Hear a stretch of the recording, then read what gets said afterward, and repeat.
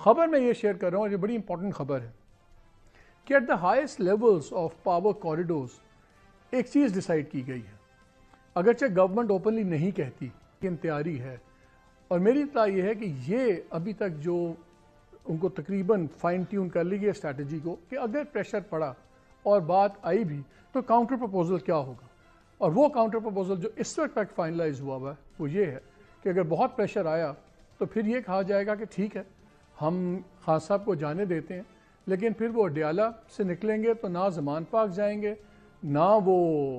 بنی گالہ جائیں گے، وہ پھر باہر چلے جائیں۔ لیکن امید ہے گورنمنٹ کی کہ عمران خان اس بات کو مانیں گے نہیں اور وہ کسی قیمت پہ باہر نہیں جائیں گے، اور جب وہ یہ ڈیل خود سکواش کر دیں گے تو پھر اس کا الزام جو ہم نہیں آئے گا۔ سو ایک امید ہے کہ انٹرونشن نہیں ہوگی، دوسری امید یہ ہے کہ جو کاؤنٹر پرپوزل ہے اس کو عمران خان خود رد کر دیں گے۔